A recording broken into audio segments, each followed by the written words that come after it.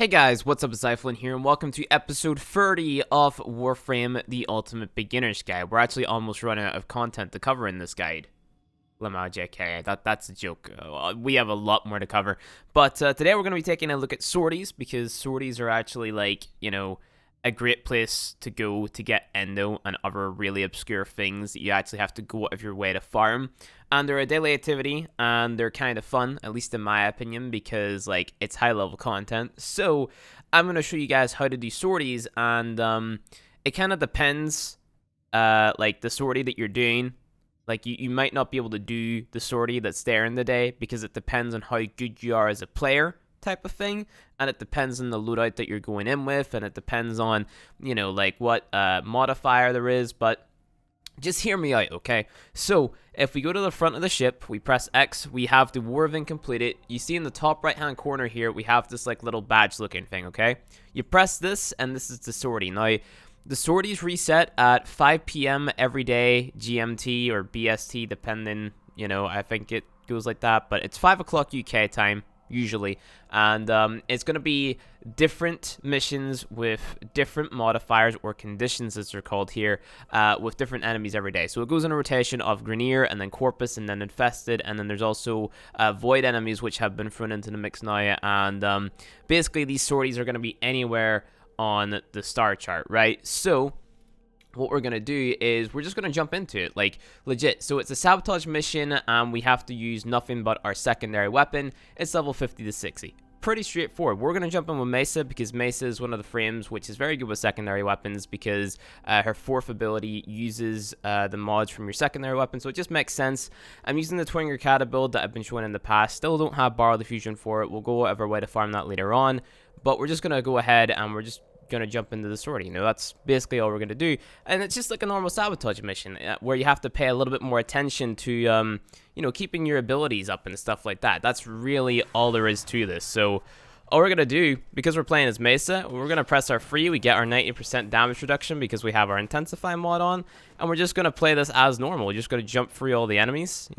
Pretty simple. So if you've been watching the guide, okay, well, you're not going to jump through those cameras, but if you've been watching the guide and you picked up on how to parkour very easily, or you just know how to play the game in general, I guess, then this should be very easy for you. As long as you're not just walking around and shooting every single enemy, you're opening every container at this stage of the game, you should be good to go for sorties, because honestly, the enemies won't be able to hit you that much if you're just jumping through the mission.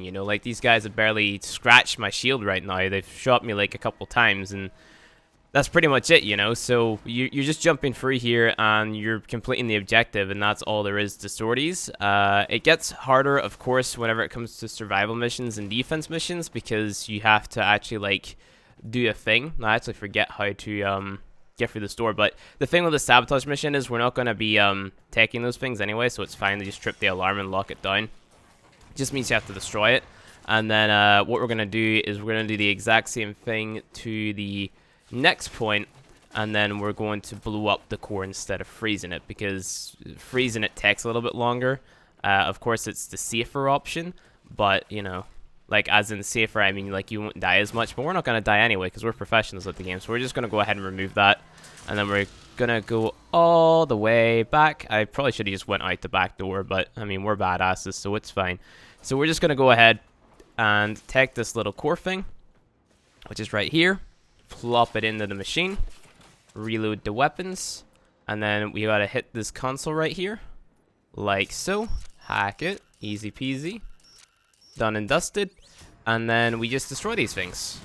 Pretty straightforward. Just a normal sabotage mission, except the enemies are a higher level. So the enemies are level 68, and I mean, they will shred your health, like you can see them doing right here if you're not careful. But this is why you have to keep your abilities up, right? So if you're using Zeneric, which is now changed from, basically your basic hold 5 to turn on your energy regen, you have to use energizing dash now. So you actually have to go into your operator, do a little dash, and then a thing will go around you, type of thing. I'll explain it in a second, because I actually have to go back in and unlock it. But you should be good to go. Just keep your abilities up, keep your third ability up, and then Mesa basically won't die. She's one of the best DPS tank frames in the game, besides Chroma or something. So she is really good for just taking down enemies and also taking a lot of damage and crowd controlling enemies and all that good stuff. But you've noticed that we barely have to like do anything here. But like I said, that all changes whenever it comes to defense missions, which you better make sure that you're at least like somewhat prepared for in terms of like having energy restores or just some way to sort of keep your energy up. But I'm just giving you like a brief example of like how easy a sortie can be if you just know what you're doing. You're just playing it normally, right? So just go ahead, jump on free. I'm just going to go ahead activate my 2 so the enemies have themselves disarmed whenever they come near me. And then that is pretty much that. So I'm going to kill this guy. There you go, easy peasy. I mean, so you just have to copy my builds realistically, guys. And if you have borrow diffusion, these guys will drop even faster. So it's pretty good. It's pretty good, you know. So, you know, let me see. Skip this menu. And then go back to your ship. And then we'll be able to go on to the next part of the sortie because there's 3 stages to it. And then jump out of this. Go back in here. Spy mission. So again, pretty straightforward. If you really need to bring a frame, go ahead and take Loki. So Loki is your invis frame. Go ahead and get him. Pretty straightforward. Just go for a duration build. I'm pretty sure I showed you guys a range build. Yep, I showed you guys a range build. So what you want to be doing here is throwing your energy siphon because we're not going to be killing any enemies here. Continuity. Narrow-minded. Here it is. You may as well throw on Vitality. If you have it, throw on Constitution. Throw on Streamline. You may want to throw on Stretch. You may want to throw on Overextended. And then you have one more mod slot to throw on basically anything. So we're going to throw on Flow. And then that's pretty much it. You can also take Stretch out if you don't want to necessarily build for, you know, Radial Disarm. Or you can take out Overextended. It's really on to you. But I like having, you know, the ability to sort of have both in my build, if that makes any sense. So this is like a mixture between a Invis build and a, you know, what's it called build? A Radial Disarm build. So let's just go ahead and color our weapons because Fashion Frame is endgame, of course. So there we go. So this is just a duration build, and you'll see that we'll have a lot of duration on our invisibility, and that will allow us to get through the spy mission very easily. Again, you don't have to bring Loki. You can bring Excalibur, you can bring Mesa, you can bring any frame, because spy missions are actually rather easy. So, you know, let's just go ahead and spawn in. Cast our invisibility, last 28 seconds, pretty good. And then really the only downside to this is you're going to have like a little bit of energy to sort of like go ahead and, you know, recast every time. But you should be able to get most of these done within like 3 or 4 casts of invisibility. So as a newer player, that's what you guys will struggle with in sorties, just keeping your energy up, at least in my opinion, you know. But that's, again, why we chose Xeneric at the end of Second Dream, because that focus tree is all based around, you know, keeping your energy up type of thing. Of course, I haven't showed you guys the energizing dash yet because of the focus changes, but it can be shown. So let's just go ahead, slide free here, jump on up, like so. Hack the console. Done and dusted. Easy peasy. Reload the weapon. Run through the door. Hit the elevator. Jump up here. Wait for the door to open. Jump through this door. Now you just have to do another 2 consoles. So I guess I could just go ahead and like skip past this bit because you guys have most likely seen me do enough spy missions throughout the majority of this guide. So I'm just going to go ahead and skip until the very end of this mission right here. You'll notice that the enemy levels are actually level 80 now, and we still deal a decent amount of damage, as you guys can see. So, you know, of course we're not tearing them down as fast as like a player who has prime mods or stuff like that, and we do get killed very quickly, which is something that you just want to watch out for whenever you're playing a squishy frame like Loki, because of course your frame choice does matter, and so does your weapon choice as well. That matters a lot too.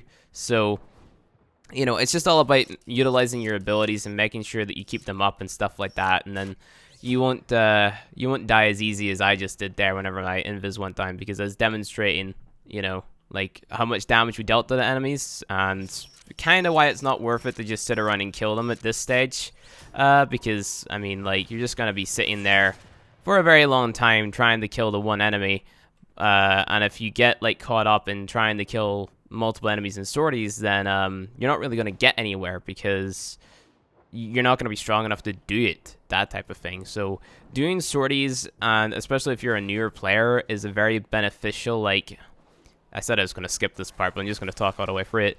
It's a very beneficial, like, activity to do because you can get, like, 4,000 endo. You can get, like, how much kuva is it? Like, kuva. So if you want to reroll rhythm mods to potentially make a lot of platinum, you can do that as well. So sorties open up, like, a lot of opportunity for a newer player, implying they understand how to come in and do them, that type of thing. So this is my most hated spy vault in the entire game. I think this one is super poorly designed because it requires you to go around and hack all these consoles, and it's just very meh, and I don't like it that much. That's all I have to say about it. So you're going to jump here. We're going to disable this camera, and then there's another camera you have to go to disable as well because there's 2 cameras in that little console room. You see it? It's like floating over the console we have to hack, so we have to go through and we have to hack another console to turn off the camera while also, you know, being undetected by the little drones. It's a pain in the ass. It's just not very nice in my opinion. So here we go.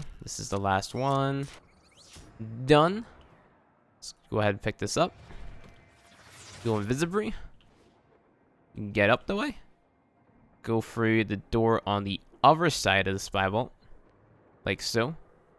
And then you just hack it. Pretty straightforward, at least in my opinion. So easy peasy. And then we just leave and get to extraction. So I will skip me run into extraction, even though it's not going to be that big of a time difference, but I'm going to skip it, and I'll see you guys in the next mission. Alright, so we are currently in the last sortie on Lure right here. This is a rescue mission, and the modifier is radiation hazard. And basically what that means is the enemies have like a very high chance to proc radiation damage on you. So because we're playing solo, and we're also playing as Loki, and we're invisible, that's not that big of a deal, right? So radiation procs, they basically just will make it so that you can deal damage to your teammates. So because we're playing solo, not that big of a deal. We're Loki, we're invisible, we basically can't be shot. But the big thing about this is the fact that it is on Lua, and not a lot of players know how to do Lua Spy, right? So as soon as we hack this, the timer is going to start. And we got to get to the hostage as soon as possible, right? So what we're going to have to do is go to this little console right here, hack it. And then there's going to be another 4 consoles inside this little vault room, okay?